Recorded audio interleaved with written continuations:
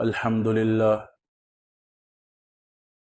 الحمدللہ نحمده ونستعینه ونستغفره ونؤمن به ونتوکل علیہ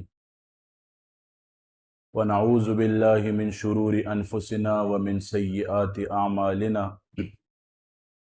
من يهده الله فلا مضل له ومن يضلله فلا هادی له ونشهد ان لا الہ الا اللہ وحده لا شریک له ونشهد أن سيدنا ومولانا محمدا عبده ورسوله أما بعد فأعوذ بالله من الشيطان الرجيم بسم الله الرحمن الرحيم ألا بذكر الله تطمئن القلوب صدق الله العظيم وصدق رسوله النبي الأمي الكريم ونحن على ذلك لمن الشاهدين والشاكرين والحمد لله رب العالمين۔ درود شریف پڑھ لیں۔ اللہم صلی علی محمد وعلی آل محمد کما صلیت علی ابراہیم وعلی آل ابراہیم انک حمید مجید۔ اللہم بارک علی محمد وعلی آل محمد کما بارکت علی ابراہیم وعلی آل ابراہیم انک حمید مجید۔ نہ دنیا سے، نہ دولت سے، نہ گھر آباد کرنے سے، نہ دنیا سے، نہ دولت سے، نہ گھر آباد کرنے سے، تسلی دل کو ملتی ہے اللہ کو یاد کرنے سے۔ میرے انتہائی واجب الاحترام عزیز ساتھیوں، سامعین، ناظرین کرام، ہم یہاں جمع ہوتے ہیں اللہ کی رضا کے لیے، اور ہمارا یہاں جمع ہونا اخلاص کی نیت سے ہوتا ہے۔ دنیا میں بہت شعبے ہیں جو دین کا کام کر رہے ہیں، تمام شعبے برحق ہیں۔ تبلیغ کا کام دیکھ لیں، تصوف کا کام دیکھ لیں، سیاست کا میدان دیکھ لیں، اسی طرح اور درس و تدریس، تصنیف، جن کے عقائد ٹھیک ہیں، علماء دیوبند کے ساتھ منسلک ہیں، الحمدللہ اس تمام برحق ہیں۔ اختلافات ہوتے رہتے ہیں، لیکن اختلافات کو ذاتیات پر اور اعتراضات میں تبدیل کرنا، یہ مسئلہ ہوتا ہے۔ علمی اختلاف ہونا یہ رحمت کی نشانی ہے۔ اگر کسی کے ساتھ علمی اختلاف چل رہا ہے تو یہ رحمت ہے، اور اگر اسی اختلاف کو اعتراض میں تبدیل کیا جائے، ذاتیات میں اس کو اتار لیا جائے، تو یہ لڑائی ہے۔ خود کو اعتراض کی دنیا سے نکالنا ہے، خود کو اختلاف کی دنیا سے نکالنا ہے۔ انما الاعمال بالنیات بخاری شریف کی پہلی حدیث ہے کہ اعمال کا دار و مدار خالص نیتوں پر ہے۔ میں ایک بہت بڑے محدث کے ساتھ بیٹھا تھا، نام ویڈیو میں اکثر اس لیے نہیں لیتا، پھر لوگ کہتے ہیں کہ اکابرین کا نام کیش کرتے ہیں یہ لوگ، شاذلی لوگ۔ الحمدللہ لوگ جانتے ہیں کہ ہمارا کس کس سے تعلق ہے، ہمارا اللہ سے تعلق ہے، ہم لوگوں پہ کیا کریں گے۔ لیکن میں ایک بہت بڑے محدث کے ساتھ بیٹھا تھا، بہت بڑا نام ہے، 2021 میں ان کے پاس میری رات تھی، میں سفر میں تھا۔ انہوں نے مجھے کہا، طلباء سے سوال کیا بخاری شریف کے درس کے بعد، میں اس درس میں شامل تھا، انہوں نے کہا انما الاعمال بالنیات، یہ تو حدیث ہے لیکن اس کا مطلب کیا نکلے گا؟ تمام طلباء کھڑے ہو گئے، ایک نے کہا اعمال کا دار و مدار نیتوں پر ہے، سب نے یہی بات کی۔ اس نے کہا نہیں، اس کا جو متن ہے، یعنی اس کی آپ لوگ اس حدیث کو لوگے کس طریقے سے؟ تو اللہ تعالیٰ نے سلسلے کی برکت سے اسی ٹائم میرے دل میں یہ بات ڈالی۔ میں نے ان حضرت کو کہا کہ حضرت مفتی صاحب، انما الاعمال بالنیات کا مطلب تو اعمال کا دار و مدار نیتوں پر تو ہے، لیکن معاملات بھی شرط ہے۔ انہوں نے مجھے اس بات پہ انعام سے نوازا۔ حقیقت یہ ہے، اگر معاملات انسان کے ٹھیک نہیں تو وہ انسان ہی نہیں۔ ایک بندہ بڑی داڑھی رکھ کر چوری کرے تو کیا تمام داڑھی والے چور ہو جائیں گے؟ ایک بندہ تبلیغی جماعت میں چور ہو، تبلیغی جماعت میں حصہ بن کے چوری کرے، کیا سارے تبلیغی چور ہو جائیں گے؟ ایک بندہ عالم ہے، غلط مسئلہ بیان کرتا ہے، کیا اس کی وجہ سے تمام علماء غلط ہو جائیں گے؟ لیکن کیا ہمارے یہاں یہ سفید لباس کی مانند ہے؟ علماء، نیک لوگ، دیندار لوگ، تصوف والے لوگ، یہ سفید لباس کے مانند ہے، یعنی سفید کپڑے پر داغ چھوٹا لگا ہو یا بڑا لگا ہو فوراً نظر آتا ہے، بڑا تو ویسے بھی نظر آتا ہے لیکن چھوٹا سا داغ بھی لگ جائے وہ فوراً نظر آئے گا۔ تو ہمیں چاہیے اپنے معاملات کو، نیتیں تو ہیں، نیت کا تعلق تو اللہ کے ساتھ ہے، انسان کا ذاتی ہے، معاملات کو صفا رکھیں۔ اگر کوئی کاروبار کرتا ہے، کوئی بزنس کرتا ہے یا کسی قسم کا کام کرتا ہے، وہ صفا بات کرے، چاہے اس کی چیز بکے نہ بکے۔ رزق کا وعدہ اللہ نے کیا ہے، حرام کو بیچ میں شامل کر کے رزق کو کمانا یہ سب سے بڑی بے وقوفی ہے۔ حرام کو شامل کسی صورت نہ کیا جائے، حرام سے دور دور رہا جائے۔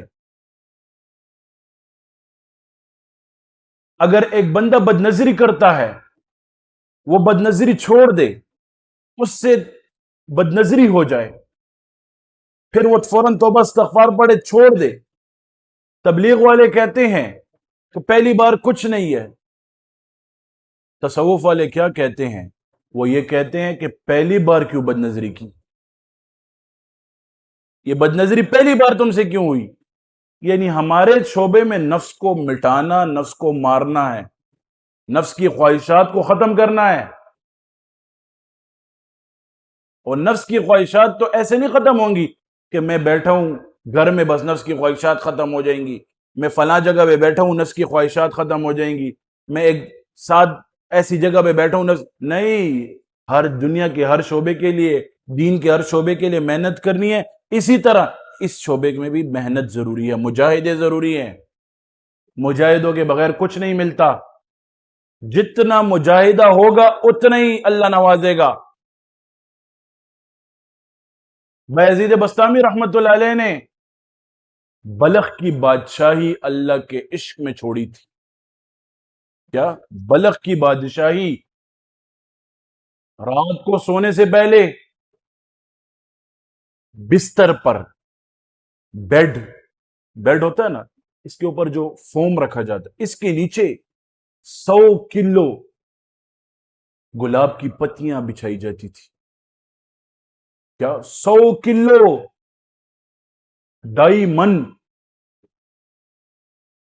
اور اس پتیوں کو چیک کرنے کے لیے پھر ان کی خادمہ ہوتی تھی، وہ چیک کرتی تھی کدھر اس میں کوئی وہ نہ ہو، نوکدار چیز نہ ہو، کانٹا نہ ہو، کہ حضرت کو کدھر تکلیف نہ ہو۔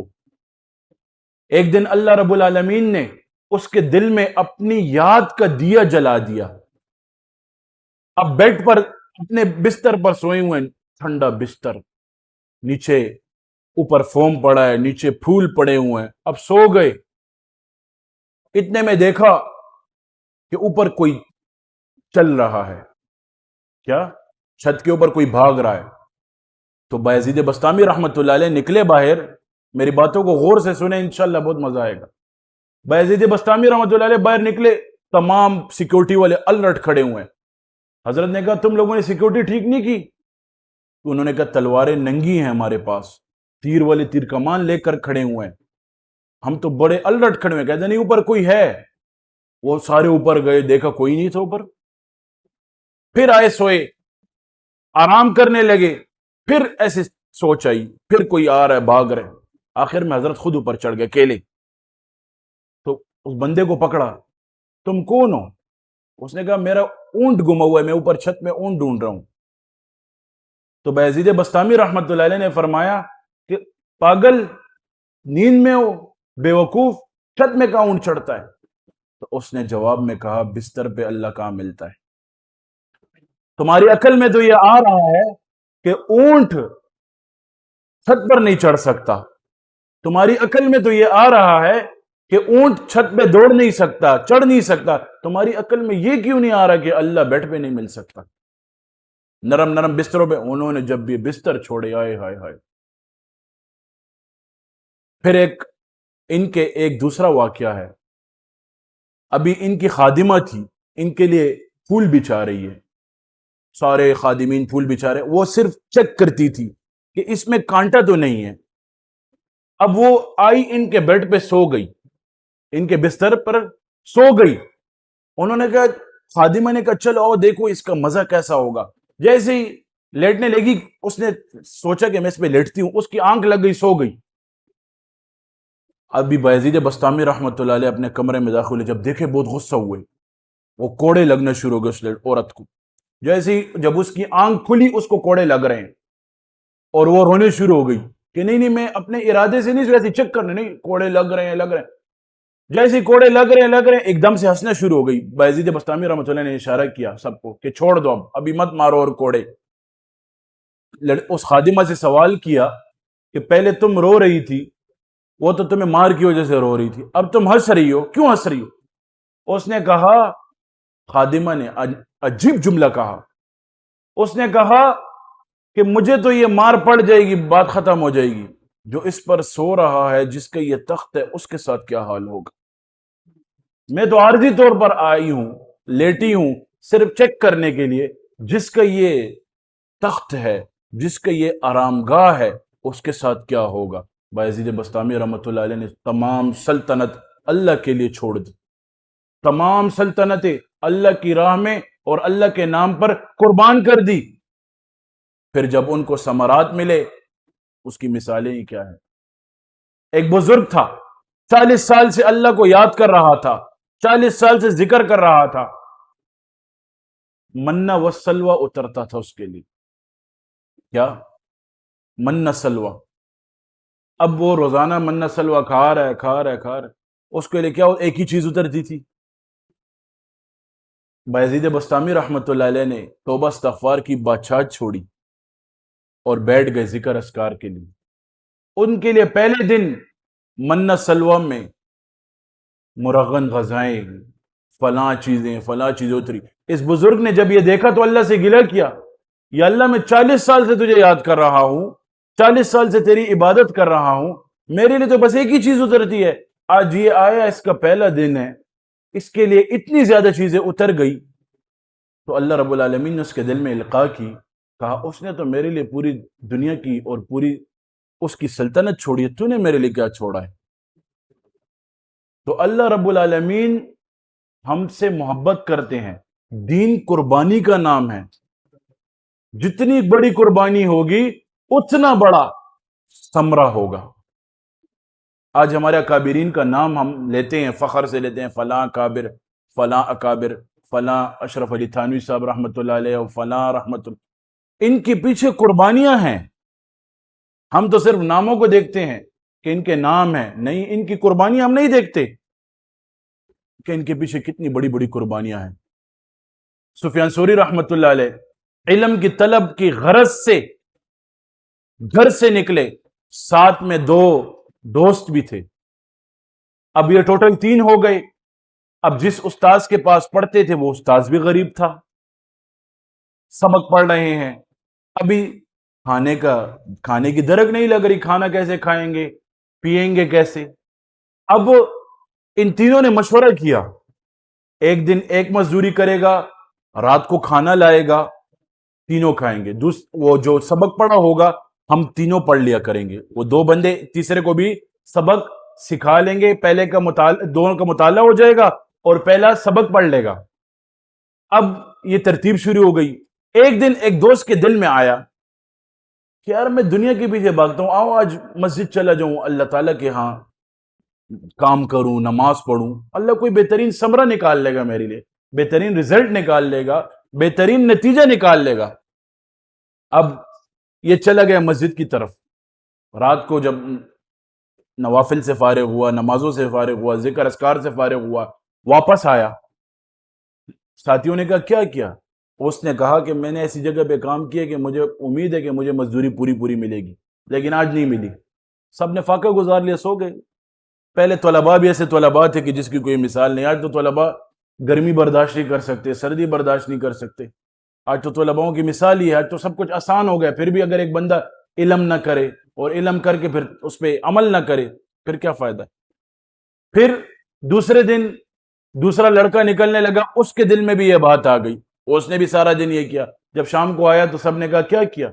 تو اس نے کہا بس میں نے ایسی جگہ پہ کام کیا ہے کہ مجھے بہت ایسی بڑی جگہ پہ کام کیا، مجھے مزدوری پوری ملے گی۔ پھر تیسرے دن سفیان ثوری رحمۃ اللہ علیہ کا نمبر تھا، انہوں نے بھی یہ کیا۔ رات کا وقت ہے، کیا رات کا وقت ہے، بادشاہ وقت کے بیڈ کے اوپر ایک بلا آتی ہے اور اس نے پنجہ ایسے اپنا کھولا ہوا ہے اور اس بادشاہ کو کہتی ہے کہ سفیان ثوری کی خبر لو، سفیان ثوری کے خیال کرو، سفیان ثوری کا خیال رکھو، اس کے دوستوں کا خیال رکھو، ورنہ اس پنجے سے تمہیں مار دوں گی۔ بلا یہ کہتی ہے اور اپنا پنجہ موڑتی ہے، واپس جاتی ہے۔ اب بادشاہ نے جب یہ دیکھا، بادشاہ پسینوں میں ڈوب گیا۔ بادشاہ کا بلا دیکھ لے تو اس کا کیا حال ہوگا؟ بادشاہ پسینوں میں ڈوب گیا۔ اب صبح اعلان کیا پورے شہروں میں کہ سفیان ثوری کون ہے، لوگ ابھی اس کے غلام پھر رہے ہیں، خادم پھر رہے ہیں، سفیان ثوری کون ہے کون؟ آخر سفیان ثوری پیدا ہو گئے۔ اس کے لیے بادشاہ گیا، ہیرے جواہرات ساری چیزیں لے کر گئے کہ یہ لے لو اور میں آپ کی خیر خبر لینے آیا ہوں۔ تو ابھی انہوں نے کام کہاں پہ کیا تھا؟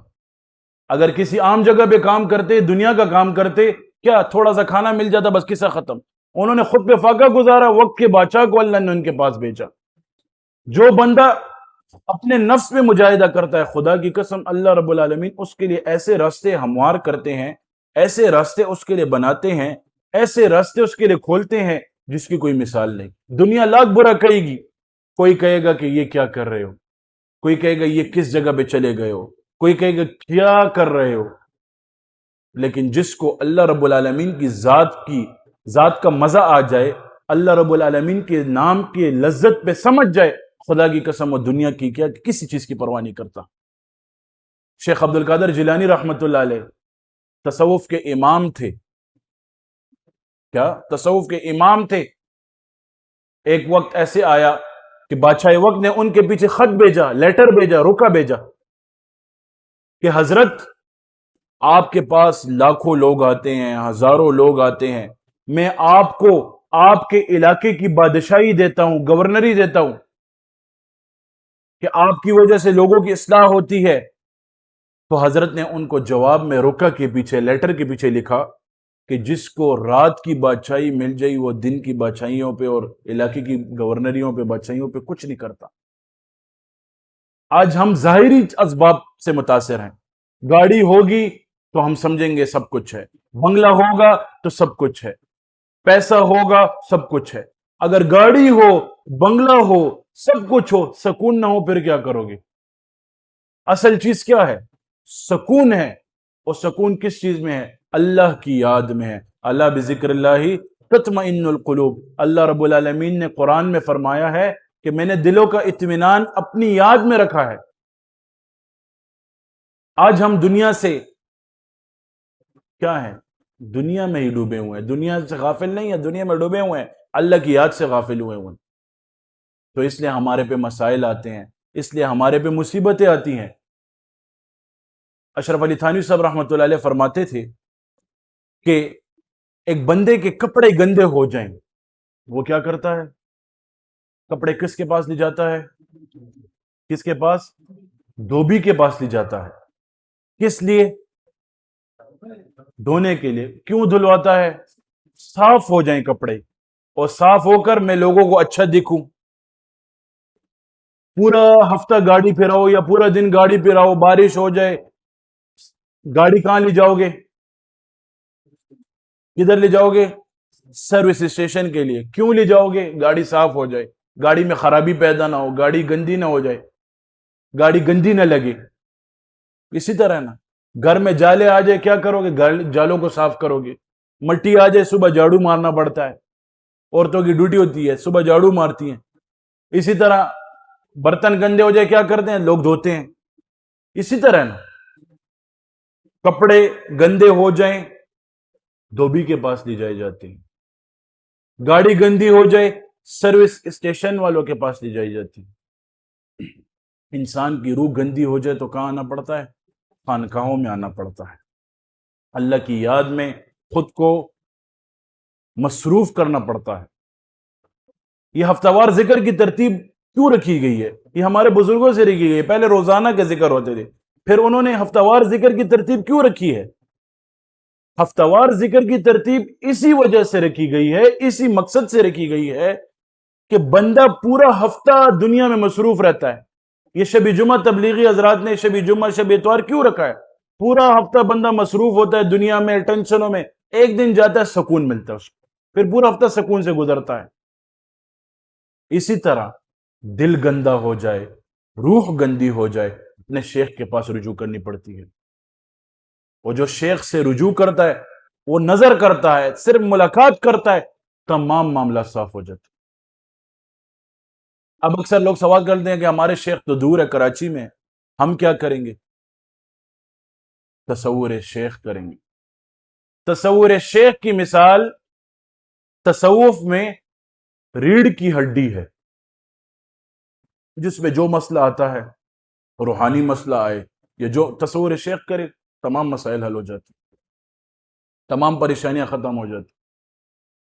اللہ رب العالمین نے ایک کڑی بنائی ہوئی ہے، نبی علیہ الصلوۃ والسلام سے سلسلے چل رہے ہیں، اللہ سے چل رہے ہیں، کڑیوں پہ آ رہے ہیں۔ نقشبندی سلسلہ آج چل رہا ہے، شاذلی سلسلہ چل رہا ہے، قادری چل رہا ہے، چشتی چل رہا ہے، سہروردی تمام سلاسل، جتنے سلاسل ہیں وہ چل رہے ہیں، اسی انداز سے چل رہے ہیں۔ ابھی برکت کے اسباب کیا ہیں؟ برکت کسے کہتے ہیں؟ برکت کسے کہتے ہیں؟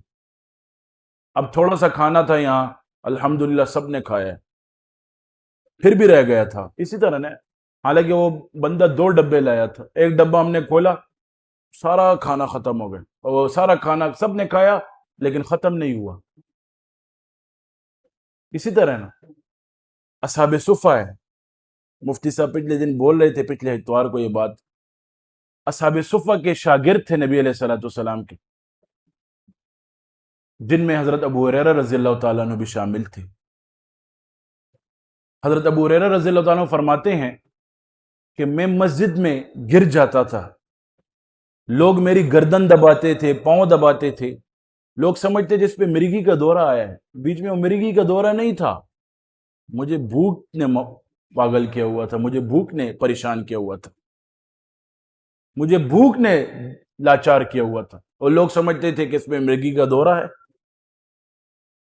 اصحاب صفہ ہیں، 70 صحابہ کرام ہیں، کسی نے کچھ نہیں کھایا، سب بھوکے ہیں۔ نبی علیہ الصلوۃ والسلام کے مفہوم ایسا ہے، ایک صحابی آئے، دودھ کا پیالہ لایا، ابھی حضرت ابو ہریرہ رضی اللہ تعالیٰ عنہ بیٹھے ہوئے ہیں، وہ سوچ رہے ہیں کہ چلو اس میں نبی علیہ السلام نوش فرما لیں گے اور مجھے دے دیں گے۔ نبی علیہ السلام نے فرمایا، اے ابو ہریرہ، جاؤ تمام ساتھیوں کو بلاؤ۔ کہتے ابھی میرے دل میں وہ ہونے لگا، تمام ساتھی اور ایک پیالہ۔ نبی علیہ الصلوۃ والسلام نے فرمایا، ابو ہریرہ، ان تمام ساتھیوں کو آگے کرو۔ سب کو اپنے ہاتھ مبارک سے دودھ پلایا، سب نے سیر ہو کر پیا۔ جب 70 ساتھیوں نے پیا، 70 مریدوں نے، 70 شاگردوں نے پیا، پھر کہا، اے ابو ہریرہ اب تم پیو۔ جب انہوں نے سیر ہو کر پیا، نوش کیا، پیٹ بھرا، پھر خود پیا، اور نبی علیہ السلام نے فرمایا کہ غلاموں کے ساتھ ایسے سلوک کیا جاتا ہے، اپنے نوکروں کے ساتھ ایسے سلوک کیا جاتا ہے۔ آج ہم نوکروں کے ساتھ کیا کرتے ہیں؟ ہم اپنے نیچے ملازمین کے ساتھ کیا کرتے ہیں؟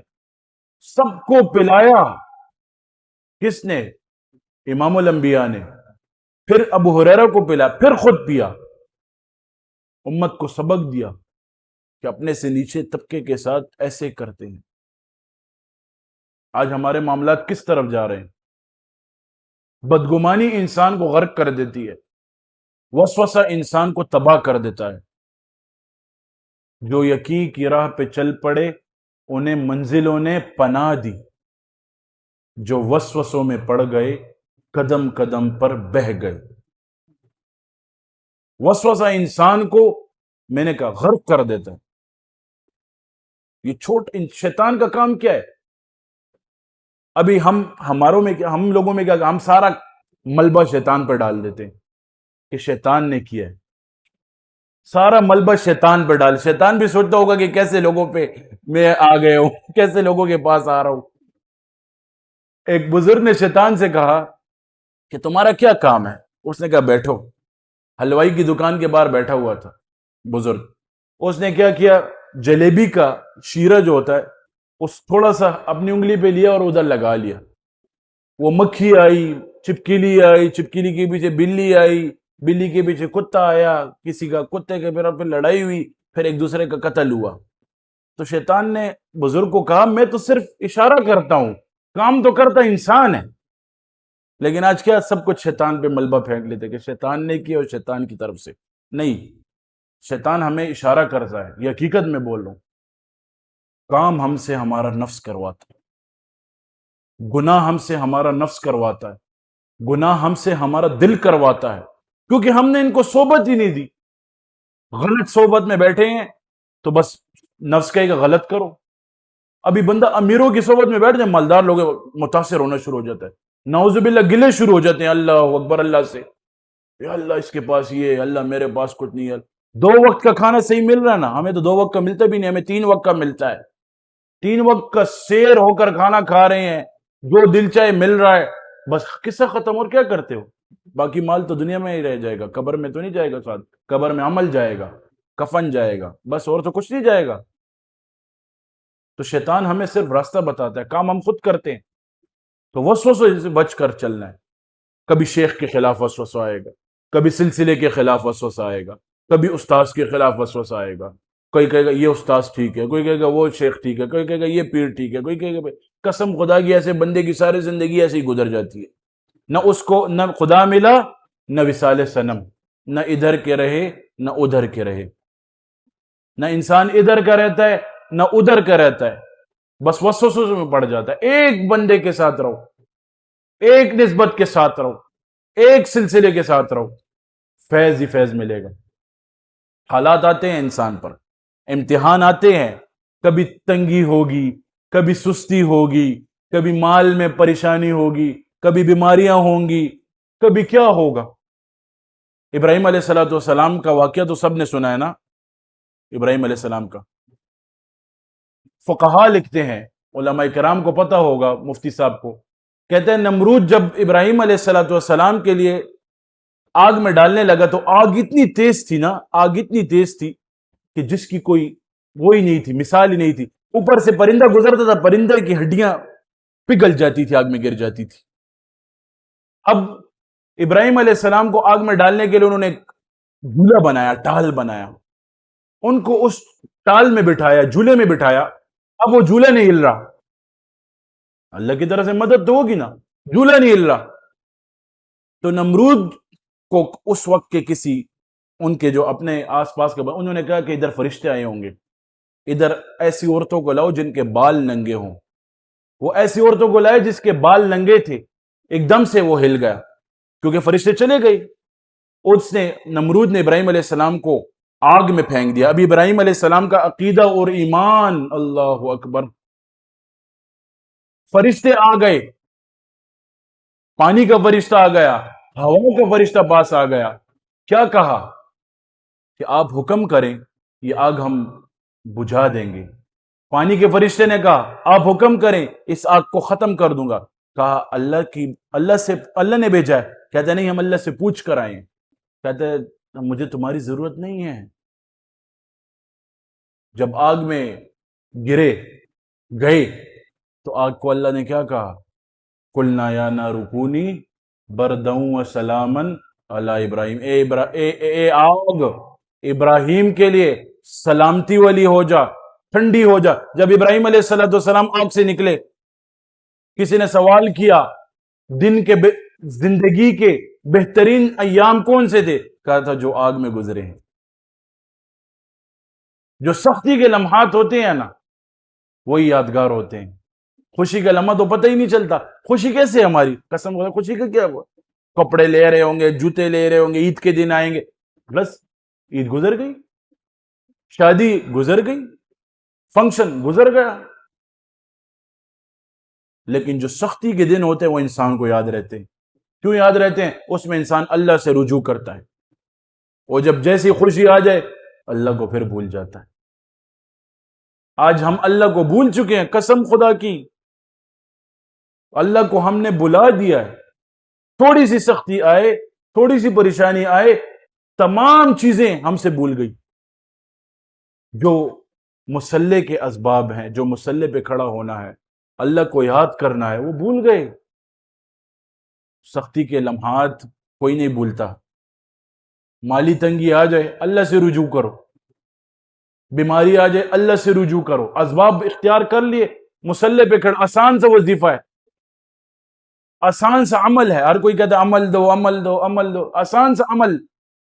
مالی تنگی آ گئی، پریشانی آ گئی، سختیاں ہیں، مشکلات ہیں، ذہن کام نہیں کر رہا، تمام اسباب اختیار کر لیے، مصلی بچھا کے کھڑے ہو جاؤ۔ جس طرح بچہ باپ سے ضد کرتا ہے نا کہ بابا میرا یہ کام ہر صورت میں کرو گے، بابا پاؤں بھی پکڑتا ہے، نہیں بابا مجھے موبائل لے دو، بابا مجھے سائیکل لے دو، بابا مجھے یہ لے دو، بچہ ایسے کرتا ہے نا۔ اسی طرح اللہ کے ساتھ چمڑ جاؤ، کوئی اللہ بس یہ مسئلہ آیا آپ نے ہی حل کرنا ہے، میں کسی کے بعد نہیں جاتا، تھک گیا ہوں۔ قسم خدا کی اس دل کو سکون ملے گا اس بات سے، میں اس ذات کی قسم اٹھا کے کہتا ہوں تمہیں سکون نہ ملے جو کچھ مجھے آ کے کہتے ہو کہو۔ ہر انسان پہ تکلیفیں ہیں، مجھ پہ بھی آئی ہیں، مجھ پہ بھی آتی ہیں۔ یہ عمل کرو تمام مسائل حل ہو جائیں گے۔ آج تو ہم حلال کھاتے ہیں نا، الحمدللہ، تو حلال کے پیچھے پھر شیخ جنید بغدادی رحمت اللہ علیہ کو انجیر بہت پسند تھی۔ کیا حلال چیز ہے، قرآن میں اس کا ذکر ہے، والتین والزیتون، قرآن میں ذکر ہے۔ انجیر ان کو اتنی پسند تھی جس کی کوئی حد نہیں، 10 سال سے انجیر خود پہ حرام کر دی تھی کہ میں نہیں کھاؤں گا۔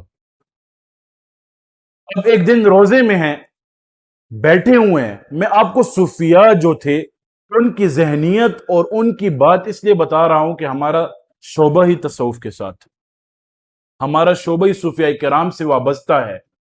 الحمدللہ ہم سلسلے والے ہیں، سلسلے سے ہمارا ایک تعلق ہے۔ اب شیخ جنید بغدادی رحمت اللہ علیہ نے انجیر خود پہ حرام کر دی، اپنے ساتھ عہد کر دیا میں انجیر نہیں کھاؤں گا، روزے سے ہیں، انجیر کھانے کا دل کر گیا کہ میں انجیر کھاؤں گا۔ ابھی انجیر کی طلب ہو رہی ہے،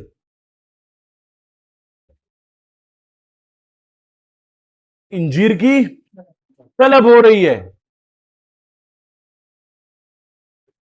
اپنے مرید کو پیسے دیے، جاؤ بیٹا انجیر لے کر آؤ۔ مرید انجیر لے آیا، روز افطاری سے تھوڑے سے پہلے، ٹائم پہلے انجیر پیش کی، حضرت دعا فرما رہے ہیں، اذان ہو گئی، افطاری پانی سے کر لی۔ شاگرد نے کہا، مرید نے کہا، میں اتنا دور گیا روزے کی حالت میں، آپ کے لیے انجیر لایا، آپ نے انجیر نہیں کھائی۔ میں پھرا دکانوں پہ گیا کہ اچھی انجیر کہاں ملتی ہے، لوگوں سے پوچھا، لوگوں سے پتہ کیا، آخر اچھی انجیر والی دکان ملی، ادھر سے انجیر لائی۔ آپ نے انجیر کیوں نوش نہیں فرمائی؟ تو حضرت نے فرمایا کہ اس وقت میرے نفس نے مجھے کہا تم نے 10 سال تو میرے ساتھ لڑائی کی ہے، آج میں جیت گیا ہوں، تم ہار گئے ہو، آج میں جیت گیا، تم ہار گئے ہو، اس بات کی وجہ سے میں نے انجیر چھوڑ دی۔ حالانکہ انجیر حلال ہے، وہ لوگ حلال چیزوں سے اپنے نفس کی اصلاح کرتے تھے۔ آج ہم حرام سے بھی بچ جائیں یہ بھی بڑی بات ہے، مشتبہ مال سے بھی بچ جائیں بھی بڑی، ہم جو کھا رہے ہوتے ہیں ہمیں پتہ ہی نہیں چلتا کہ کیا کھا رہے، ہم کما رہے ہیں ہمیں پتہ ہی نہیں چل رہا حلال ہے کہ حرام ہے، علماء سے دوری ہے ہماری۔ تو ان تمام باتوں کو سیکھنے کے لیے خانقاہوں کی طرف رخ کرنا پڑتا ہے، نفس ور مجاہدے کے لیے خانقاہوں کی طرف رخ کرنا پڑتا ہے۔ تمام ساتھیوں سے درخواست کرتا ہوں اپنے معمولات میں کبھی کمی نہ لائیں۔ معمولات میں کمی جب آتی ہے تو پریشانیاں بڑھتی ہیں۔ آپ لوگ معمولات میں بالکل کمی نہ لاؤ، جو اذکار آپ کو دیے گئے ہیں نہیں کر سکتے، جو معمولات ہیں آپ کے پاس، الحمدللہ ہمارے سلسلے والے ایسے ساتھی ہیں کہ جو لاکھوں کروڑوں کی تعداد میں ذکر کرتے ہیں۔ اکثر ساتھی ایسے ہوتے ہیں کمزور ہوتے ہیں، پھر رجوع کریں اپنے شیخ کے ساتھ کہ ہم یہ ذکر نہیں کر سکتے، ہمارے لیے کوئی کچھ کمی کی جائے۔ جن لوگوں کے پاس اوقات نہیں ہوتے، ٹائم نہیں ہوتا، تو ان کو کمی کر کر کے ذکر دیا جاتا ہے۔ تو اپنے معمولات میں بالکل کمی نہ لاؤ، معمولات میں کمی آنا ہی خسارہ ہے۔ ایک دن کمی آئے گی، دوسرے دن آئے گی، تیسرے دن آئے گی، چوتھے دن ذکر پہ دل ہی نہیں کرے گا۔ تو اللہ رب العالمین ان باتوں پر مجھے اور آپ کو عمل کرنے کی توفیق نصیب فرمائے۔ اللہ ہم سے راضی رہے۔ ہمارے سلسلے کا اجتماع ہے، کوئی ایک ہفتہ رہ گیا ہوگا۔ آپ تمام ساتھیوں سے درخواست کرتا ہوں اس کے جو فنڈ کے معاملات ہیں وہ بھی ہینڈل کریں، جلد از جلد اپنا فنڈ بھی جمع کرائیں، اور اجتماع پہ تمام ساتھی لازم جائیں۔ اللہ ہم سے راضی رہے۔ وما علینا الا البلاغ۔